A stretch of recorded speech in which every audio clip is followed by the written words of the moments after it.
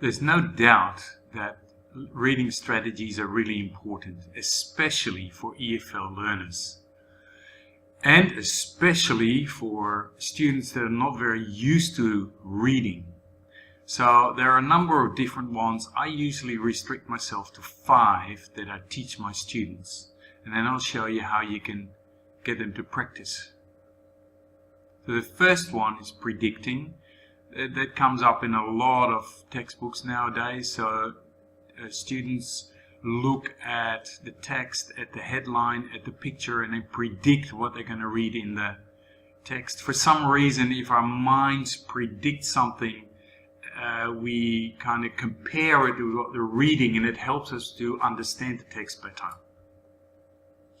Secondly, asking questions and confirming the answer. So it's something we do as experienced readers. We will start reading a newspaper article, for example, and you're thinking, well, I wonder why this guy did that, or where was his wife at the time, or how did this end up? And you constantly got questions running through your mind while you're reading something.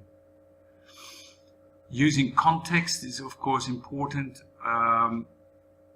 When students come across words that they don't know, that they try to pick the meaning from the context. I don't think it's an easy skill actually. Often it's not clear what the meaning of a word is, because often there are no clues in the context really. So, but it's still something that they have to learn to do.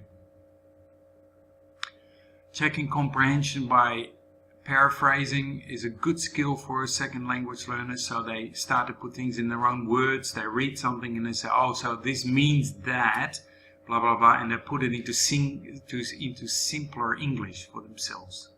Really useful skill. And finally, summarizing.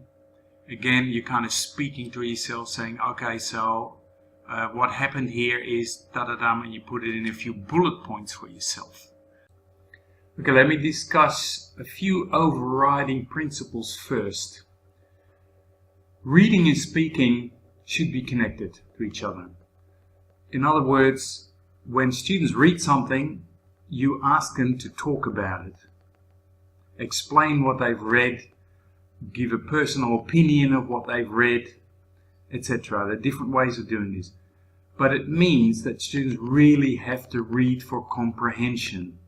They can't get around it, they can't fake it. So, reading comprehension, as it says here, reading comprehension is enhanced by small group discussions. All based on research. Here are the 2 references if you want to check up on more of the details.